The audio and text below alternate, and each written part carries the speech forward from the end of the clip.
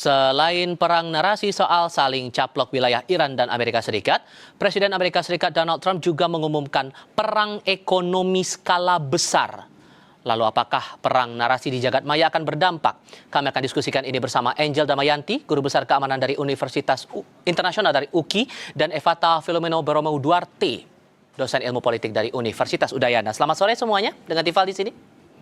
Selamat Selamat sore, sore, Mas. Terima kasih sudah bergabung bersama kami. Mbak Angel, awalnya Trump klaim Selat Hormuz, sekarang Iran klaim California akan jadi zonanya mereka, teritorinya mereka. Ini maksudnya apa dan kenapa spesifik California? Analisis Anda?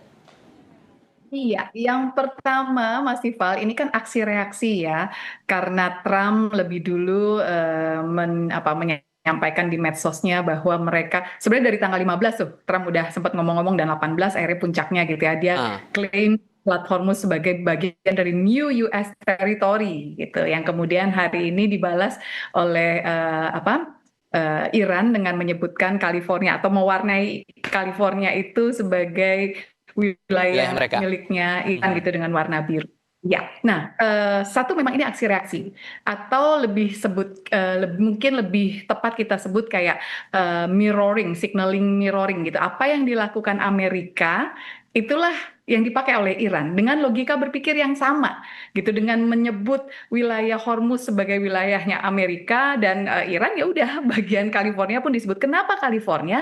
Menarik karena California adalah satu wilayah yang memang banyak didatangi oleh warga negara Iran setelah revolusi Iran tahun 79 ya. Ada data menyebutkan lebih dari 150.000 warga Iran yang tinggal di daerah California itu ya, di Los Angeles sana. Nah, artinya itu menjadi pilihan, California itu menjadi pilihan karena cukup banyak warga Iran yang kemudian bermigrasi ke Amerika Serikat. Nah, kemudian selain ini menjadi aksi reaksi atau signaling mirroring atau mengikuti apa yang dilakukan Amerika dengan logika berpikirnya, ini juga memang saya melihatnya sebagai bentuk strategic communication, Mas Tifal. Kenapa? Karena ya menarik aja gitu ya, seakan-akan Amerika dengan menyebutkan ini di medsos itu sudah menjadi klaim yang kuat gitu, padahal kan nggak semudah itu menyatakan satu wilayah, apalagi ini selat yang memang dilalui oleh katakanlah ini jalur navigasi internasional atau jalur perdagangan internasional. Tidak semudah itu, walaupun memang ini jalur navigasi internasional, tapi kan ada Oman, ada Iran sebagai negara yang memang memiliki kedaulatan di wilayah Selat Hormuz ini. Jadi tidak serta-merta statement atau tweet atau apalah di medsos itu dijadikan sebagai bukti kepemilikan. Hal yang sama sebenarnya juga Iran tahu kok, nggak serta-merta dengan dia menyatakan di medsos California itu miliknya Iran gitu, bukan serta-merta secara legal ini adalah wilayah mereka, tentu tidak gitu ya.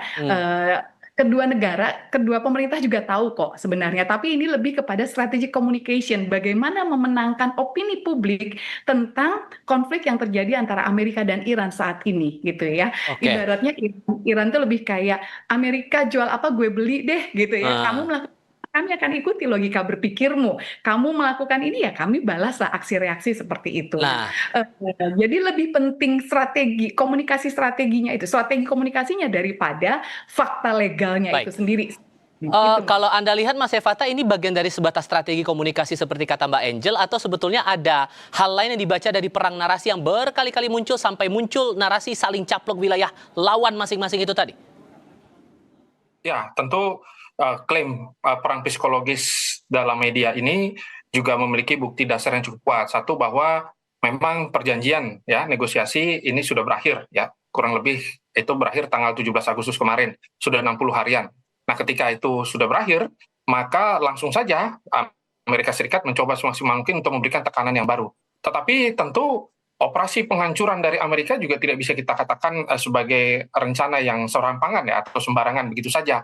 Karena kita melihat bahwa nanti ke depannya akan ada sanksi yang begitu sangat besar diberikan apabila ada negara-negara yang lain nanti membantu perekonomian Iran. Misalkan ada Ghost Fleet yang dibiarkan lewat membantu minyak Iran ya, terus juga ada jaringan-jaringan rahasia, perdagangan rahasia, bahkan uang uang-uang baik dalam bentuk digital maupun cash segala macam akan diblok habis-habisan oleh Amerika. Caranya bagaimana meskipun belum tergambar dengan sangat baik, tetapi tampaknya Amerika merasa bahwa itu merupakan salah satu strategi yang cukup efektif untuk melumpuhkan Iran. Mengingat bahwa klaim terhadap Hormuz ini tidak cukup hanya melakukan agresivitas militer saja, mereka harus melakukan negosiasi dengan tekanan yang lebih tinggi. Kita tahu juga bahwa Amerika Serikat tidak melakukan komunikasi dalam bentuk apapun. Meskipun tanggal 19 sempat Amerika sampaikan kita akan bicara di beberapa titik. Tapi di tanggal sebelum itu ya, Amerika mengatakan bahwa tidak ada negosiasi jenis apapun. Nah, kebingungan seperti ini sebenarnya merupakan tanda bahwa Amerika Serikat berharap Iran kalah secara total begitu. Tetapi yang justru menarik adalah Iran memberikan satu gambaran ya, tamparan yang luar biasa bahwa California adalah bagian dari mereka. Ya, kita tahu meskipun ini hanya satu klaim yang menunjukkan bahwa mereka tidak kalah dan mereka tahu bahwa California adalah tempat diaspora Iran terbesar gitu, masyarakat Iran terbesar di Los Angeles juga ya, bahkan sudah ada julukan Tehran Angels gitu. Tapi ini sinyal bahwa ketegangan dari kedua belah pihak belum berakhir, dan ketegangan ini tampaknya akan diperparah lagi dengan rencana untuk melakukan blokade lebih besar terhadap negara-negara sekitar begitu, dan negara-negara yang membantu.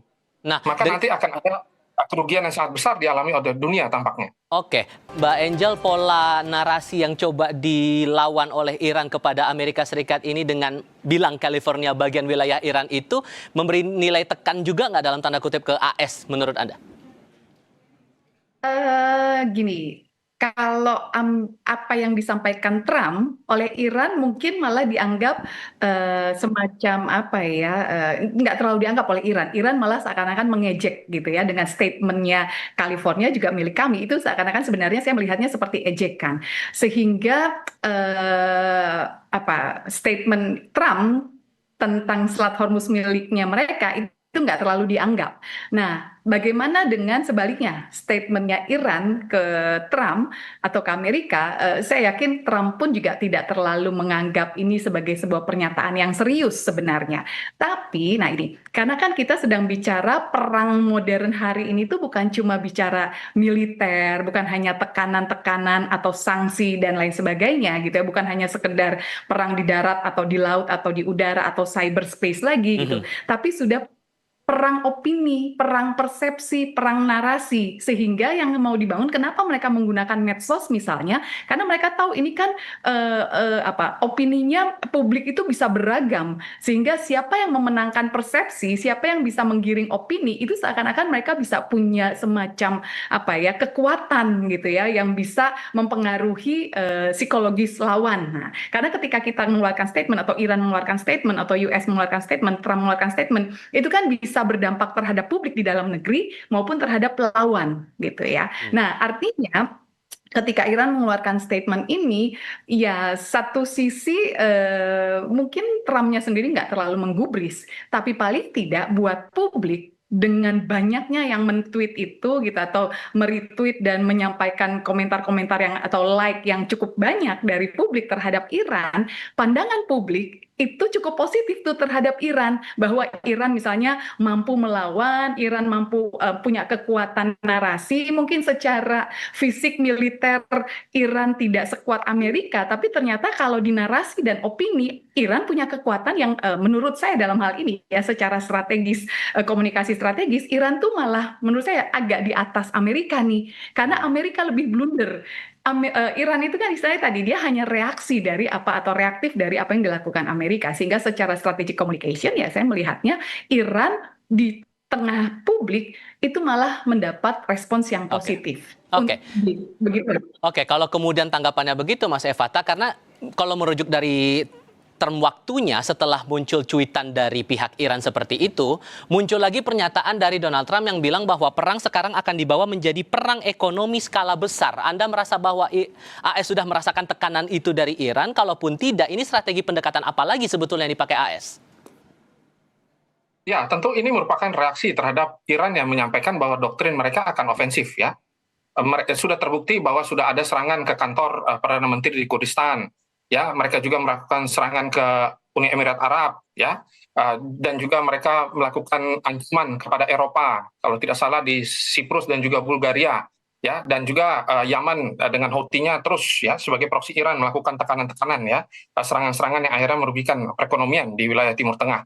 Nah, maka respon tersebut akhirnya dibaca oleh Amerika sebagai sinyal yang cukup serius, dan kita tahu bahwa Amerika ketika cekikan yang mereka lakukan ini nanti ke depannya akan bersifat sangat lama dan cukup mematikan menurut mereka, maka ini yang dipakai gitu. Awalnya kan mereka pakai strategi pukul cepat begitu. Tapi pukul cepat ini nanti akan dijalankan oleh Israel begitu.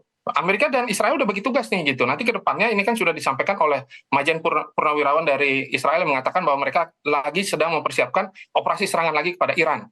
Nah, maka tampaknya strategi yang dikomunikasikan kepada publik disampaikan bahwa klaim terhadap Hormuz ini bukanlah klaim-klaim bercandaan menurut saya ya, karena Donald Trump mengatakan kalau dia akan menyerang, ya dia akan menyerang begitu. Begitu juga dengan Iran, katakan bahwa kami akan melakukan serangan, ya akan serangan juga.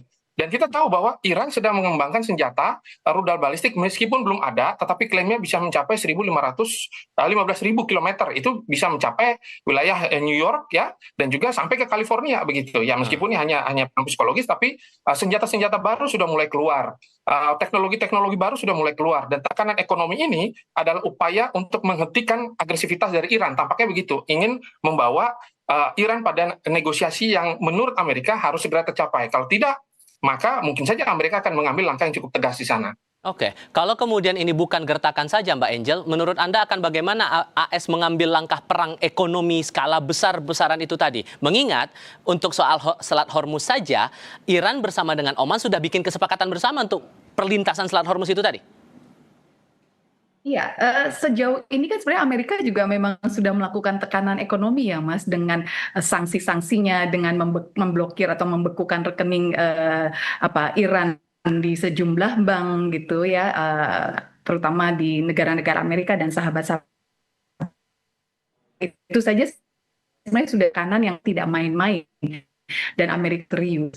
Kemudian ya tadi sampaikan Mas Evata dengan ancaman-ancaman baik secara militer atau ya tekanan ekonomi kalau memang Amerika mau menambah lagi tekanannya. Menurut saya memang Amerika serius dengan hal itu. Tapi yaitu tadi Iran juga tidak bisa dianggap sepele dengan kekuatan moralnya, artinya mentalnya gitu ya.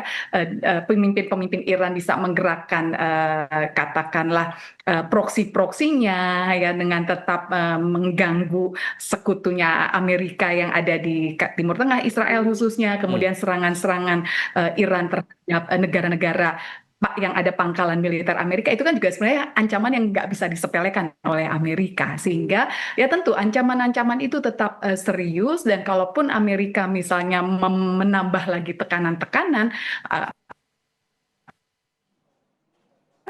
akan menanggapi dengan keras lagi. Sorry Mbak Angel, agak Selat terputus tadi. Hormuz Kalau dibuka, kemudian AS misalnya, Iran menambah akan tetap mengatakan tekanan-tekanan tadi, Anda mau menjelaskan apa? Sorry, sempat terputus sinyal tadi Mbak.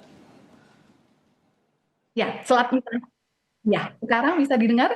Sudah, Ya, sudah. katakanlah misalnya tadi tekanan-tekanan di Selat Hormuz, ya dengan serangan Selat Hormuz atau dengan dominansi Amerika di Selat Hormuz. Nah, Iran juga bisa dengan tekanan atau ancaman yang lebih kuat lagi bahwa dia benar-benar akan memperkuat Selat Hormuz dengan IGRC-nya Iran di sana dengan rudal-rudalnya atau yang senjata-senjata yang di dalam laut, rudal-rudal yang ranjau-ranjau lautnya, dia juga serius dengan itu, sehingga ketika dengan keras bertemu ya sudah, itu akan terus terjadilah perangnya. Itu yang menurut saya Mas. Skalanya akan sampai batas mana Mas Evata menurut Anda? Ya, skalanya diharapkan tetap terkontrol ya. Kita tahu bahwa tekanan ekonomi dari Amerika Serikat ini kan dia mau menghadang penyelundupan minyak begitu. Jalur-jalur swap yang digunakan ya, transaksi-transaksi dan transfer tunai semua akan diblok ya. Perusahaan-perusahaan penukaran uang itu nanti akan dilacak, di stop oleh mereka. Meskipun kita tidak tahu ya caranya bagaimana, tetapi klaim mereka bahwa ini merupakan langkah efektif. Terus pendaftaran kapal nanti akan dipercepat ya, terus juga diperketat begitu. Double blokade akan terjadi gitu. Dan double blokade ini memang membuat nyata gitu ya bahwa kapal pelintasan yang ada hari ini itu memang berkurang cukup drastis begitu ya. Dan tampaknya ini merupakan strategi kekacauan dimainkan Amerika nanti agar dunia memberikan fee ya kepada Amerika untuk menjaga keamanan begitu. Baik. Jadi kita juga nggak boleh lupa ada motif kepentingan Amerika juga di belakang gitu yang sengaja membuat situasi ini jadi jelek begitu, dan akhirnya ini yang membuat tampaknya semua itu terjerembab dalam lumpur hisap. Oke, Mas Evata, Mbak Angel, terima kasih banyak sudah berbagi perspektif bersama kami. Sehat selalu untuk Anda berdua, selamat sore.